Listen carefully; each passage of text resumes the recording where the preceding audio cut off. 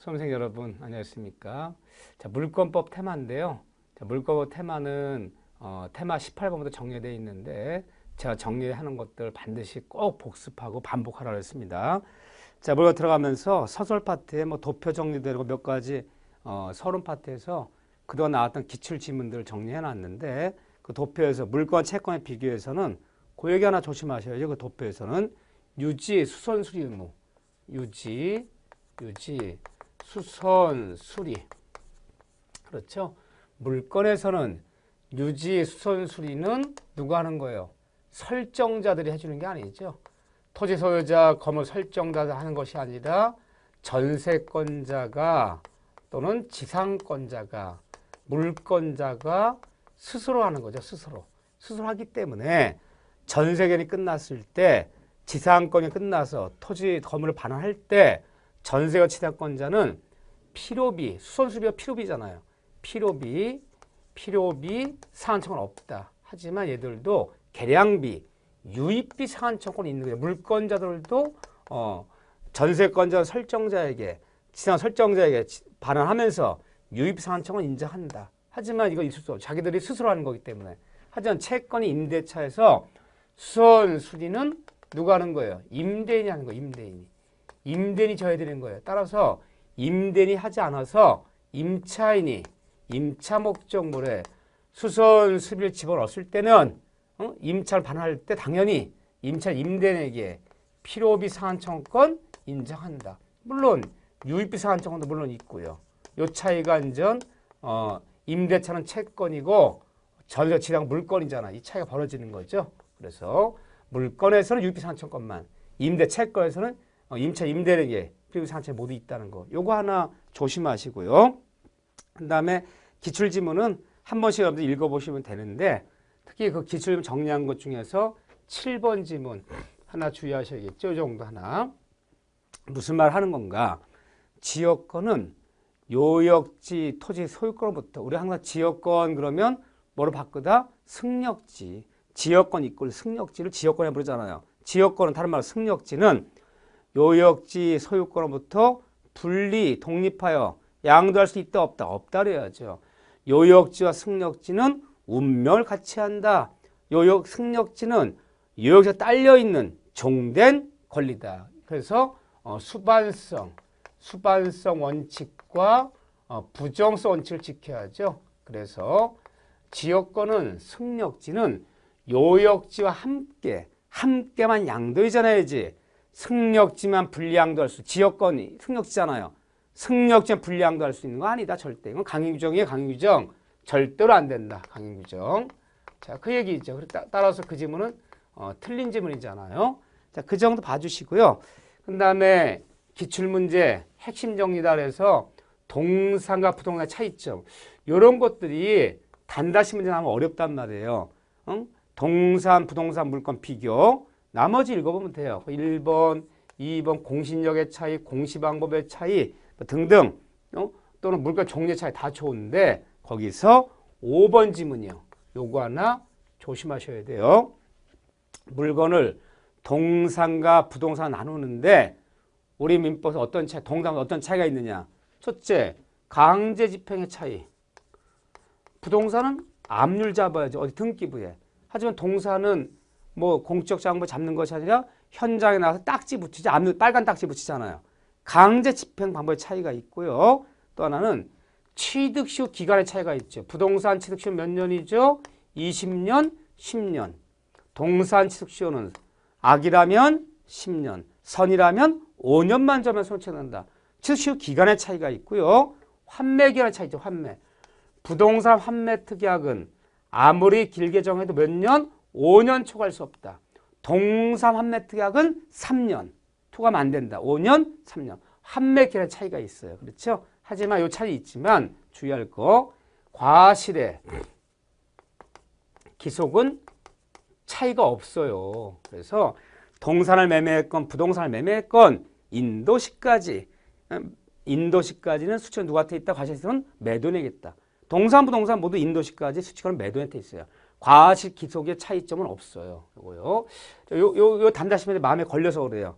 과실 기속은 인도시까지는 동살 매매권 인도시까지는 수취권은 매도에 돼 있다는 건 동사 부동산 다 똑같은 거지. 이건 차이점이 없는 거다. 이건 차이점이 있는 거예요. 이런 차이가 있다. 이거 좀 봐주세요.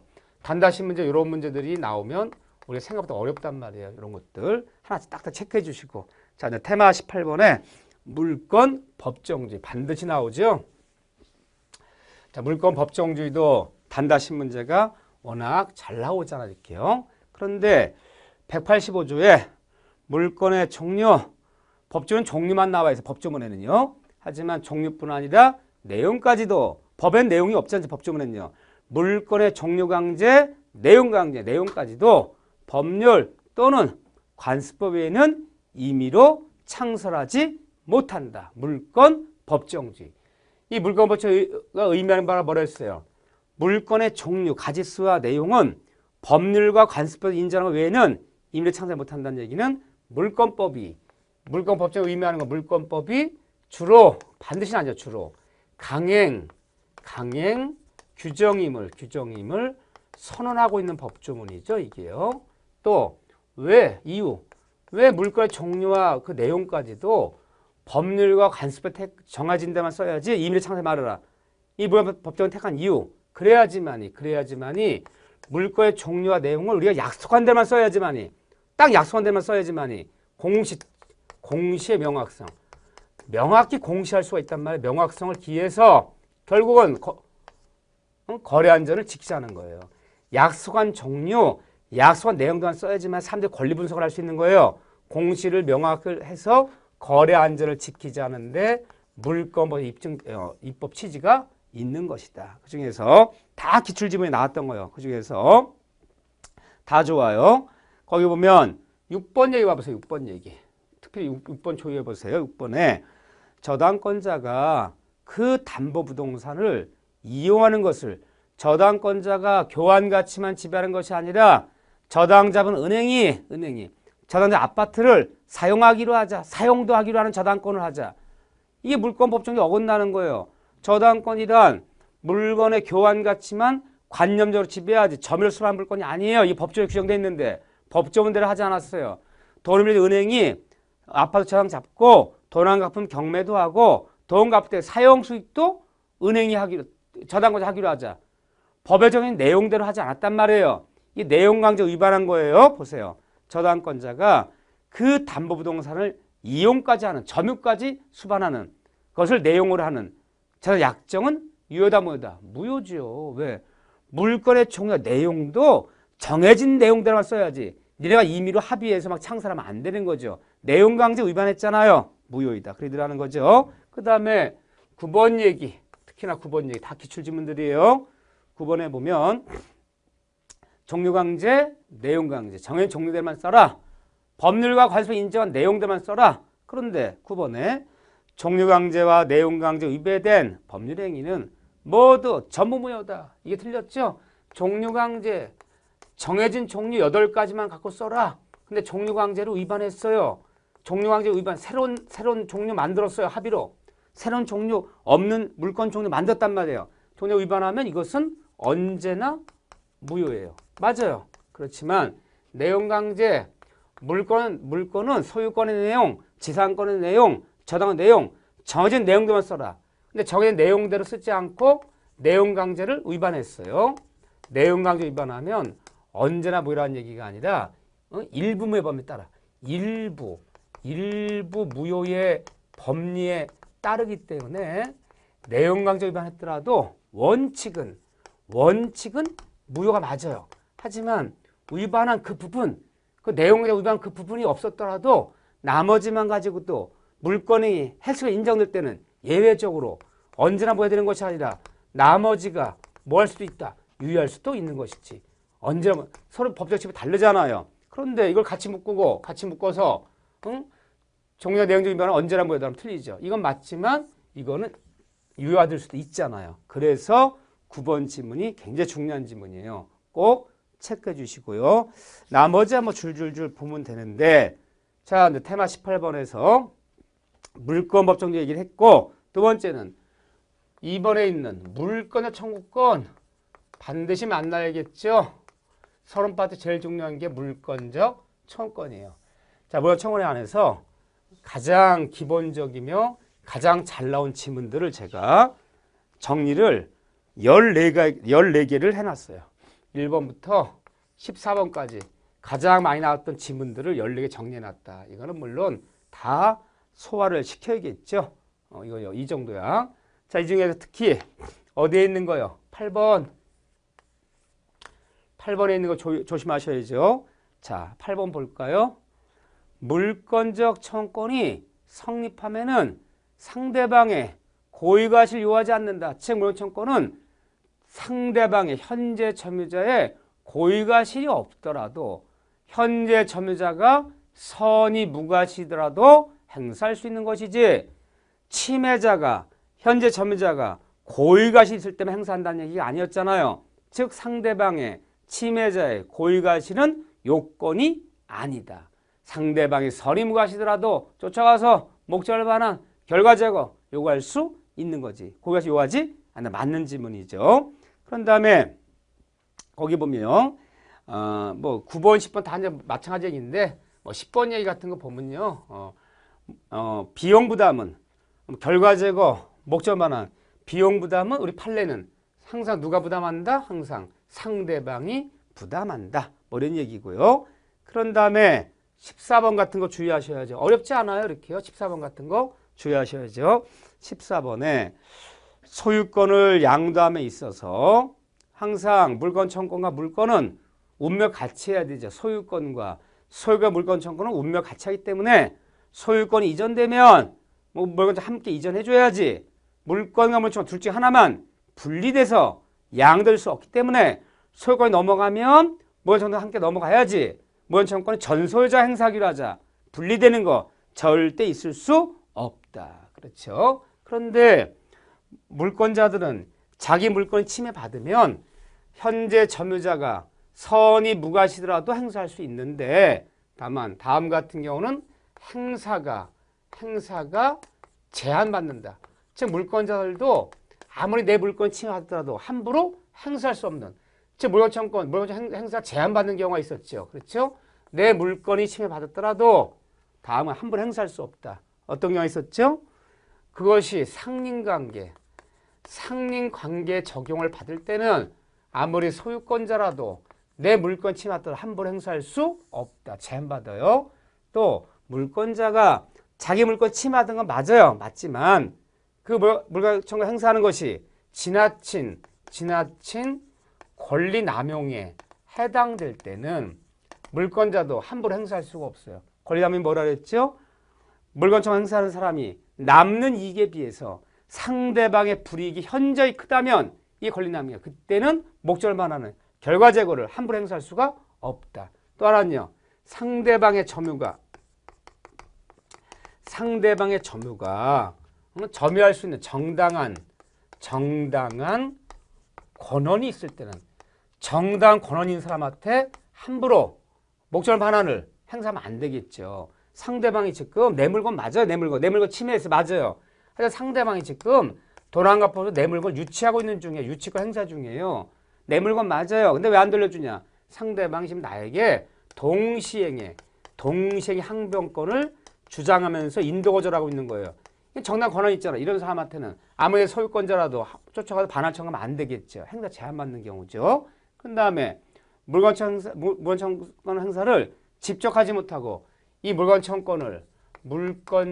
청구권을 직접 행사하지 못하고 대의해서 누굴 대신해서 행사해드리는 경우가 있잖아요. 물권 청구권의 대의 행사. 목적을 반환을 결과적으로 예방 청구권을 직접 행사하지 못하고 누구를 대의해서 행사하는 경우. 자, 뭐가 있었나요? 미등기 매수인은 부산 매매에서 잔금 치렀더라도 아직 소유권 이전 등을 못 냈다면 누가 그 매매한 부동산 침해하더라도 잔금 치른 매수인은 직접 행사할 수 없고 등기부상 명의인은 매도인을 대의에 들어가야 돼. 대의에서. 그렇죠. 미등기 매수인. 그런 다음에 명의신탁자는 원래 명의신탁하면 실질 부동산 소유자는 신탁자 거잖아요. 명의신탁한 토지에 누가 막 무단으로 막 사용해요. 그럼 명의신탁자 쫓아가서 직접 행사할 수는 없고요. 등기상 명의자인 수탁자를 명신탁자, 수탁자를 어떻게 해서 대의에 들어가야 돼. 대의에서. 여기 들어가야죠. 또 대의에서 하는 애가 누가 있습니까? 자, 부동산 임차인은 누가 임차물을 막 침해하면 임차권은 채권이 물건이 아니잖아요. 원칙적으로 임차권의 기난 물권청구권의 말은 없어요. 그럼 임차권을 누가 임차권의 부동산을 임차인 사용하지 못하게 막 방해하고 샷하면 내리고 출입하지 못하게 막 막아버리고 방해하면 임차인은 임대인이 뭘 갖고 있나요? 임대인이 갖고 있는 소유권의 기난 물건 청구권을 임차인이 어떻게 생사한다? 얘를 뭐해서? 대의에서 행사할 수는 있다. 하지만 임차권의 기난 물건 청구권의 말은 원칙을 인정하지 않아요. 다만 임차인 임대인이 갖고 있는 소유권의 기난 물건 대의에서 대신해서 반환하라, 결과 제거해라, 방해를 제거해달라. 대의 행사해야죠. 그래서 임차인은 임대 소유권의 물건 청구권을 어떻게 한다? 대행사할 수 있다. 이 세 가지 경우는 대행사하는 경우예요. 직접 행사가 안 되는 경우예요. 요 정도 추가시켜주고요. 어렵지 않아요. 저는 항상 어려운 게 중요하다는 게 아니에요. 첨단관 맞힐 수 있는 문제 얼마나 실수해도 틀린 게 문제지. 모르는 문제 못 맞춰도 괜찮아요. 어려운 문제 틀려서 떨어지는 거 아니에요. 이거 상대평가 아니니까요. 맞힐 수 있는 문제 그거 맞춰 70점 때 다 간다. 실수만 안 해도요. 이렇게 좀 봐주시고요.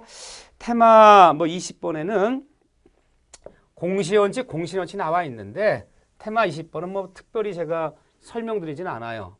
테마 20번 공시원칙은 한번 그래도 마음에 걸려서 한번 공시원칙 알려라. 공시원칙 사람이 물건에 진 권리는 남들이 알아볼 수 있게끔 공개 전시하라. 물건은 채권은 공시하잖아. 물건은 공시해야 돼요. 채권은요. 채권은 지네 둘만 알면 돼요. 왜? 상대권이잖아. 지네 둘끼리 주장하는 거잖아. 누가 돈 빌린 관계인지 누가 임대차 관계인지는 지네 둘끼리만 알면 되지. 남들이 몰랐다고 해서 피받을 염려가 없어. 왜? 채권 3자청 못하는 거니까. 하지만 물건은 알려야 돼요. 근데 공시 방법이 몇 가지가 있나요? 의미법에는 사람이 부동산 가진 권리를 남한테 알리는 방법은 등기부에 기재해서 알리는 거고 기재된 대로만 권리인지 하는 거고 동사는 수만 가지 수천 가지이기 때문에 일일이 다 장부를 들 수는 없어요. 물론 장부 두고 있는 몇 가지 특수한 건 있지만요. 동사는 점유가 공시하는 거죠. 점유하고 있다면 그 권리 있다를 알자. 또 하나 공시 방법이 뭡니까? 관습법에서 명인 방법 색칠 돌려놓고 팻말 붙여놓고 내가 알리는 방법 명인 방법. 그러니까 공시 방법은 세 가지예요. 우리 민법에서 이 세 가지를 통해서 알려라. 알리지 않으면 그 권리도 인정하지 않겠다. 그 다음에 공신력이요. 공신력이 있느냐 없느냐. 응? 공신력이란 공시한 것 신뢰한 사람을 공시한 것을 신뢰한 사람 믿은 사람이에요. 공시한 것을 신뢰한 사람을 보여주냐 안 보여주냐. 이게 공신력이야. 그럼 공신력이란 말은요. 공시가 있을 때 공신력의 유무를 논하는 거지. 남이 알아볼 수 있는 공시가 없다면 공신력이 있냐 없냐 논할 필요가 없는 거야. 공시한 것을 믿은 신뢰한 사람을 보여주는 게 공신력인데 공시가 없다면요. 공시 유무는 논할 필요가 없는 거죠. 우리 물권법에서 공신력 있는 것은 동상 공시방법 점유 믿거리한 사람은 점유자가 무권리자더라도 믿거리한 사람은 선의 취득해서 상대방을 보호해주잖아요. 동상의 점유에만 공신력 있는 거지 등기 믿거리한 사람 보호 못 해주잖아요. 명인방법 믿고 거래한 사람 보호 안 해줘요. 우린 동상의 점유에만 공신력 있다. 공신력 있단 말을 선치는 인정한다 그러는 거예요. 근데 이런 데는요. 믿고 거래한 사람 내가 선이었더라도 앞 사람이 무권리자라면 선치하는 제도가 없잖아요. 동상공시방법이 점유에만 공신력 있는 것이고 공시의 유무는 공시가 있을 때 공신을 논하는 거지. 공시방법이 없다면 공신력 여부는 논할 필요가 없는 거예요. 그렇게 쭉 한 번 정도 읽어주면 돼요. 주는데 그래도 테마 20번에서 이 정도 얘기인데 별 얘기는 아닌데 그래도 항상 시험이라는 것은 굉장한 논점인데만 나오는 게 아니라 평범하고 아무것도 아닌데도 툭툭 내면 또 안 읽어보면 또 틀려요. 이렇게요. 거기서 그래도 여러분들이 봐줄 거는 4번이요. 4번이요. 공신의 원칙 확장. 믿고 거래하는 사람을 보호하는 것이 공신의 원칙이에요. 이 공신의 원칙의 확장. 물론 공신력은 동상 공시방문 점에만 공신력이 있어요. 그렇지만 넓은 의미를 보면 우리가 민법을 배울 때 믿고 거래한 거래 상대방을 보호해주는 제도가 넓은 의미에서 보면 다 공신력이라 부르는 거예요. 표현들이 제도, 누구 발라 만든 제도예요. 믿고 상대방 보호하는 제도, 본인 보호하는 제도 아니잖아요. 그러니까 넓은 의미에서 그게 공신력이에요. 이렇게 사회생활 할 때 믿고 거래한 상대방을 보호해주는 제도가 넓은 의미에 다 공신력을 확대한 것이다. 이렇게요. 그렇게 보시면 되고 외우지 않아도 돼요. 이렇게요. 그 취지적으로 꼭 공신의 원칙은 믿고 거래한 사람을 보호하는 공신의 원칙, 꼭 물건에 하나는 것은 아니라는 거예요. 물건이 아닌데도 얼마인지 거래 상대 보호, 선의 취득 제도도 그렇지만 표현들의 제도도 그렇죠. 때에 따라서는 엄수표 가진 사람한테는 무조건 거래 안전 때문에 발행되면서 무조건 유효하잖아요. 이런 게 다 넓은 거래 안전 보호 제도가 다 공신력이다라고 봐주면 돼요. 그 밑에 뭐 복잡한 얘기 있지만 뭐 그런 얘기 필요 없고요. 이렇게 간단해지고 또 하나 테마 21번의 등기청은 중요하죠. 테마 21번에 부동산 물건 변동에서 우리가 등기 얘기는 굉장히 복잡해요. 뭐 판례도 많고 그렇지만 부동산 물건 등기 문제 두 문제 나온다. 두 문제 나오지만 한 문제는 반드시 문제예요. 올해 여러분들 25기 시험에 가면 한 문제 부동산 물건 변동에서 등기 청구권 얘기 반드시 문제 만난다. 한 문제는. 한 문제 결정. 이게 바로 테마 21번에 있는 거죠. 21번. 자, 거기 복잡하지 않아요. 복잡하지 않지만 다섯 지문 1번부터 5번까지 다섯 지문 정리해놨어요. 여러분 이 정도만 알아도 물론 문제가 굉장히 어렵게 나오면 틀릴 수 있지만 어렵게 나오는 문제는 가끔이고 10번 중에 8번은 전부 다 8번은 이 정도 수준만큼 다 맞출 수 있다. 봐주셔야 되겠죠. 등기청권 이야기 수업 시간에 많이 강조했어요. 특히 그중에서도 3번 얘기 조금만 더 정리할게요. 이게 제일 중요하죠. 구체적인 경우에 과연 이 등기청권이 채권적 청권이냐 이 등기청권이 물건적 청권이냐 항상 이걸 논하는데 우리 판례가 채권적이라면 소멸시 걸린다. 물건 청권이라면 소멸시 걸리지 않는다. 10년이나 20년 지나도 등기 청구할 수 있다. 그런데 자 우리 구체적인 판례가 그 도표 정리해놨죠. 자 다시 한번 읽어볼까요? 법률행위로 인한 경우 부동산 매매 교환층이요 법률에 발생한 등기 청권은 채권적 청권이다. 기억나시죠? 기본적으로 채권적이기 때문에 매매되고 완납한 날로부터 증여한 날로부터 몇 년이 지나도 10년이 지나도 등기 청구하지 않으면 10년의 소멸시에 걸려서 등기 청구할 수 없다라고 얘기하면서 단, 그 밑에 있네요. 단 4번에 매수인이 등기 내지 않았지만 점유를 수반하고 있을 때만은 10년의 소멸시에 걸리지 않는다. 또 매수인이 점유하고 있다가 미등기 전매해서 팔아 넘겼더라도 미등기 전매했더라도 최종 매수인이 점유하고 있는 동안은 미등기 전매한 중간에 껴있는 사람이 점유 상시한 날부터 10년 지났다고 등기적 소멸시 걸리는 거 아니다. 이때 소멸시 진행하지 않는다. 그래서 매수인이 점유를 수반하고 있을 때만은 10년 소멸시 걸리지 않고 미등기 전매했더라도 최종 소지자가 점유를 수반하고 있다면 최초 매도인은 10년 아니라 20년 지나도 등기 청구 들어오면 등기 내줄 일이지 소멸시 요청할 일이 아니다. 이 경우에도 소멸시 진행하지 않는다. 4번, 5번에 있죠. 그렇지만 거기 보면 취득시효 완성에 따른 등기 청구권은 당연히 채권적 청권이고 세 번째 실체관계 부동산의 진실한 소유자와 등기 소유자 일치하자는 경우 진실한 소유자가 미국과 있는 사이에 브로커들이 매매계약서 위조해서 등기 낸 다음에 팔아고 도망갔어요. 진실한 소유자가 등기가 브로커가 믿고 거래하는 사람을 쫓아가서 나 매매한 적 없다. 돌려달라. 당시자부터 등기 말소하고 내에게 소유권 등기 내달라 요구하는 것은 소유권에 기인한 목적 만원청권이죠. 실체관계가 일치하지 않을 때 진실한 권리자가 등기 및 거래한 사람한테 등기 청구하는 것은 10년 아니라 20년, 3년 지나 등기 청구할 수 있고 이 세상 누구한테 가 있든 다 소유권을 반환 청구할 수 있는 물건적 청권이죠. 기억나시나요? 그런 다음에 이제 추가할 거 추가. 거기에요. 자, 전 소유자가 있고 부동산 전 소유자가 있고 부동산의 현 소유자. 다 한 번씩 현 소유자가 있는데 이 등기부를 떼어보면요. 전 소유자는 등기부상 갑이고요. 아니 등기부에 이제 기재되어 있는 거죠. 현 소유자는 이전 등기 을이에요. 근데 이 등기부 을구에 1억짜리 저당권이 하나 지금 설정돼 있어요. 등기가 나 있어요. 지금 1억짜리 저당권이. 그런데 이 1억짜리 저당권은 전 소유자가 3년 전에 모두 변제를 한 거예요. 돈은 갚은 거예요.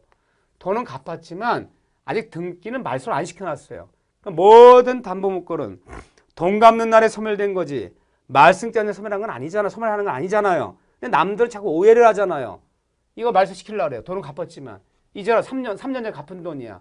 그러면 현 소유자가 야, 너 저당권자 전 소유자 3년 전에 모두 돈 갚은 거 변제되지 않았느냐. 근데 등기가 말소가 안 돼 있어. 이제라도 말소시켜달라고. 이미 변제돼서 소멸된 저당권을 현 소유자가 등기 말소 요구하는 것은 이거는 물권의 청권이에요. 왜요? 소유권의 기난, 결과 제거, 나에게 해를 끼친 등기를 말소시켜달라는 것은요. 소유권의 기난, 결과 제거, 반의청권이에요. 이건 물권청권이지만 지나간 전 소유자는 물권청권이 있어 없어요? 없는 거죠. 항상 물권청권은요. 현재의 물권자 행사하는 거지. 지나간 전 물권자 행사할 수 있는 게 아니잖아요. 근데 전 소유자도 야 3년 전에 내가 갚은 돈 이제 말소시켜달라 라고 얘도 요구할 수 있어요. 얘가 요구하는 것은요. 돈 갚은 사람 입장에 요구하는 채권적 청권이에요. 물권 청권은 현재 물권자 행사해야 되잖아요. 이건 채권 청권이다. 그러면 이미 변제해서 소멸된 저당권은 현 소유자도 말소를 요구할 수 있고 지나간 전 소유자도 말소 요구할 수 있지만 성질은 다른 거죠. 지난 전 소유자가 말소 요구하는 것은 돈 갚은 사람 입장에 요구하는 채권 청권이고 현 소유자가 소멸된 저당권을 말소해달라고 요구하는 것은 소유권에 기한 결과자이고 물권 청권이고 둘 다 요구할 수 있다. 여기 하나 굉장히 인상적이고요. 또 하나는요. 자 봐보세요. 토지가 있는데 요게 이렇게 원래는 갑의 토지였어요. 근데 을한테 이렇게 매매해서 소유권 이전까지 해놨어요. 매매해서. 그런 다음에 얘가 사실은 해제해서 매매를 해제했어요. 해제한다. 이 해제를 지금부터 언제 했느냐. 15년 전에 해제한 거야. 근데 우리가 해제를 배울 때 해제는 물권까지도 해제된다. 원인된 매매의 해제는 물권과 영남이 같이 해제되고 소유권은 당연 복귀한다. 해제한 순간 매수납부된 등기를 말소하지 않아도 해제만 떨어지는 순간 소유권 자동으로 돌아와요. 자동 돌아왔지만 그렇지만 등기를 떼어보면 아직도 15년 전에 해제해서 소유권 자동 돌아와. 대원 판례에 따르면 당연 복귀설이야. 그렇지만 아직 등기부는 15년 전에 정리 안 했더니 이 앞에 돼 있잖아요. 해제한 매도인이 15년 만에 야 내가 너한테 옛날에 이전 내가 해놓고 네가 계약 이행하자 해제한 거. 근데 등기가 네 앞에 된 등기를 정리 안 했다. 이제라도 을아 해제한 부동산 15년 만에 이 등기 말소시켜달라고 요구하는 것은요. 얘가 요구하는 뭐예요? 소유권에 기한 결과자 청권이야. 소유권 돌아왔잖아. 15년 전에 해제한 날에. 그래서 해제한 사람 부동산 매매에서 매수납부 이전 등기 내놓은 다음에 매매 해제됐어요. 해제됐지만 매수납부 된 등기를 정리를 안 했단 말이에요. 근데 15년 만에 해제한 매도인이 15년 전에 매매 해제한 거 매수는 을아 이제라도 네 앞에 된 등기 정리해달라 요구하는 것은 소유권에 기한 물권 청권이기 때문에 해제한 날부터 10년 아니라 20년 지나도 등기 말소 요구할 수 있는 거지. 이게 채권적이라 그러면요. 10년이라 말소 요구 못 한다는 거예요. 그래서 정리할게요. 부동산 매매 계약이 이루어져서 매수납부 소유권 이전가 난 상태에서 매도인이 매매 해제했어요. 해제하면 소유권은 등기는 자동으로 매도인한테 돌아와요. 근데 15년 전에 해제한 걸 15년 후에 매도인이 갑이 이제라도 말씀 깨달라고 요구하는 것은 소유권에 기한 물권청권이지 채권청권이 아니라는 거예요. 보다 매매 해제한 사람이 등기를 요구하는 것은 물권적 청권이다. 연락하지 마시고요. 한번 들어보면 뭐 이 지문 나오면 알겠죠. 요거 추가해 주시고 이렇게요. 나머지 간단한 기본이지만 꼭꼭 챙겨 주셔야 돼요. 이렇게 봐 주시고요. 그런 다음에 선의취득을 정리를 지금 두 페이지 해놨는데 선의취득은 이렇게 잡다한 것들이 많아요. 그렇지만 선의취득이 굉장히 어렵게 나오지는 않는다. 동산 선의취득. 원래 선의취득이 5년간 한 번도 안 나왔어요. 언제부턴가 우리 민법 부동산 민법이에요. 부동산 관련 얘기만 나오죠. 선의취득 동산 얘기잖아요. 그러다가 작년에 5년을 안 나오다 작년에 나왔단 말이에요. 24회 때. 그러면 이어서 또 나올 경향이 있어요. 한 번 나오면 또 계속 나와요. 이렇게요. 그래서 정리를 좀 해놨는데 자, 테마 22번이요. 자, 테마 22번. 테마 22번의 선의취득이에요. 선의취득은 별로 중요한 파트가 아니었는데 작년 나왔기 때문에 이제 중요한 파트 됐어요. 한 번 나오면 계속 나오는 성향이 있어요. 이렇게요. 자, 선의취득 얘기. 그거 정리 쫙 해놨으니까 따로 한 얘기를 하지 않을게요. 다만 선의취득 요건 대상에서 1번 대상 그 밑에 대상 있잖아요. 거기서 1번 등기 등록하는 동산은 등기의 선박은 동산이지만 선의취득 대상이 아니다. 두 번째 금전은 가치로서 표현한 금전은 선의취득 대상이 아니다. 하지만 금전도 단 물건으로서의 금전은 그냥 금전 그러면 가치로서 금전을 얘기하는 거예요. 가치로서 금전의 얘기는 만 원을 쓸 때 5천원으로 쓸 때를 가치로서 금전이라고 해요. 이건 선의취득 대상이 아니지만 단 물건에서 금전은 이렇게 들어보면요. 물건에서의 금전의 얘기는 우리가 수집용 화폐, 옛날 돈, 수집용 화폐 이것은 선의취득 대상이 된다. 기억나시죠? 그런 다음에 6번에 기억나시나요? 유가증권은 선의취득이 된다. 안 된다는 얘기가 아니에요. 선의취득 되는데 유가증권은 특별법 이 다음 지문을 조심하셔야 돼. 특별법 규정에 따라서 선의취득하는 것이지 유가증권도 우리가 배우는 동산 선의취득 규정에 쫓아 따라 선택한다면 틀리는 거. 이것 때문에 틀리는 거지 선택이 안 된다는 얘기가 아니에요. 거래 안전이 얼마나 중요한데요. 백원 상품권 뭐 이런 게 유가증권이에요. 금강 구두티켓 선택할 수 있어요. 하지만 우리가 배우는 동산 선택에 따르는 것이 아니라 특별 규정에 따라 선택한다. 이렇게 들어가야 돼요. 그거 2번, 3번 아니 1번, 2번, 6번 정도 주의해 주시고요. 그런 다음에 나머지 읽으면 되는데요. 양수인이요. 응? 양수인에 관한 요건. 동산 선취되려면요. 양도인과 양수인 사이에 유효한 거래행위가 있을 거 거래행위. 이 거래행위를 통하지 않고는 동산 선택이 안 되잖아요. 근데 거래행위란 판례에 따르면 거래행위란 특정, 승계에 한한다. 매매건 교환이건 임대목은 특정 승계가 있어야지 거래행위지. 즉 판례에 따르면 포괄 승계받은 거, 유언, 유증, 상속받은 거 이런 건 선의취득한 말 있을 수 없어요.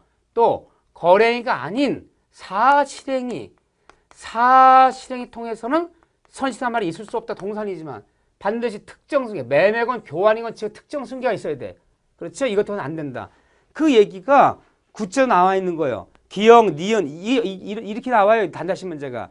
기역, 니은, 디귿, 니을, 미음 나와 있는데 거기 보면요. 그 정리한 것 중에서 예를 들면요. 니은번, 디귿번, 니을번, 미음, 여기까지요. 이거 왜 안 되는 겁니까? 이거는 특정 승계가 아니에요. 니은번은 사실행이에요. 물건 찾아오는 사실행이에요. 디귿에 상속은 포괄승계. 포괄승계는 안 되잖아요. 니을은요. 남의 임야에 있는 나무를 자기 임야라고 옷이나 나무를 벌목했다. 나무 변의 벌목행위는 사실행위지 거래행위가 아니잖아요.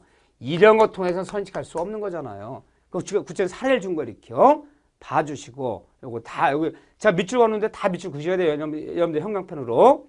그런 다음에 인도 받아야 돼. 선택할 인도. 동사를 인도 받아야 돼요. 인도. 하지만 인도 중에서 뭘 안 돼요. 인도 방법 4가지 중에서 현실에 인도 받은 것도 선택하고 간이 인도 받은 것도 선택하고 목적물, 반환청, 양도부터 인도도 선택할 수 있지만 뭘 안 되나 인도 중에서 단 점유계정. 점유계정을 통한 인도만은 뭐 할 수 없다? 선택할 수 없다. 우리가 늘 강조한 얘기죠.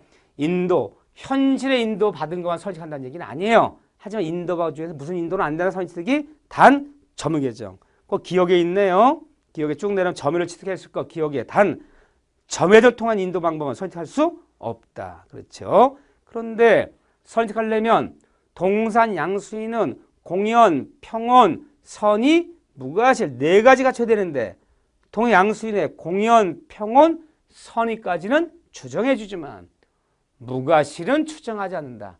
무과실은 선의실을 주장하는 양수인이 스스로 입증해야죠. 그렇죠. 또 공연, 평온, 선의, 무과실을 인도받아야 되는데 이 네 가지는 언제만 물건행위 완성시 합의 플러스 인도시 그때만 갖추면 되는 거지. 그 후 그 악의화되어도 관계없다. 언제만 선임하시면 된다? 인도시. 나 몰랐어요. 남의 물건인지 진짜 양도 팔아먹는 게 줄 알았어. 근데 인도 받고 나서 알게 되었어요. 야, 내가 물건 사온 게 기계 사온 게 무권리자 팔아먹은 거구나. 그 악의화되어도 관계없다. 언제만 선임하시면 된다? 인도시. 다른 말로 바꾸면요. 물건행위 완성시. 그때만 선임무과실이면 되는 것이다. 그런 얘기들이 쭉 나와 있죠. 그래서 그 얘기 어디 나와 있냐면요. 그 2번에 정리한 거 동그라미 2번에 점유를 취득하였을 거 거기서 기억 조심하시고 체크하시고 나머지도 읽어야 되지만 니을번이요. 니을. 언제 갖춰야 되는 거냐? 니을번. 요거만 또 다시 한번 보죠. 물건행위 완성시. 공연평 선임무과실은 물건행위 완성시. 이때만 구비하면 된다. 완성시가 뭡니까? 합의가 먼저 이루어지면 플러스 인도시. 인도가 먼저 이루어져 합의시. 어쨌든 이 두 가지 하고도 갖춰져야 된다. 이때만 선임무하시면 되는 것이지. 그 악의화되어도 관계없다. 정확히 읽어주셔야 돼. 자, 여기까지만 딱 정리해 주시기 바랍니다. 그러면 다음 시간에 테마 23번부터 또다시 정리하도록 하겠습니다. 자, 여러분들 늘 응원 드리겠습니다. 힘내십시오. 조금만 더 하면 되죠. 여러분들이 이 테마 특강을 듣는다는 것은 기본 강좌를 들었고 기본서를 받고 이제 문제도 조금씩 풀어봤고 실력이 한참 올라야 될 때예요. 그러니까 여러분들 테마 이 52선 정도만 기본 강좌 기본에 쫙 깔아놓으면 어떤 문제 나와도 다 60점 다 넘을 수 있어요. 어떤 문제 나와도 여러분들이 어려운 거 뭐 이것도 좋지만 가장 기본인 이런 것들을 몇 번인 건 잘 또박또박 반복하셔야 돼요. 양을 줄여갖고요. 양을 줄여서 반복하려고 해야지 양을 자꾸 늘리려고 하면 안 돼요. 일반인들은 공부량이 많잖아요. 자꾸 줄여 들어가면서 반복을 해달라는 거죠. 자, 여러분들 수고하셨습니다.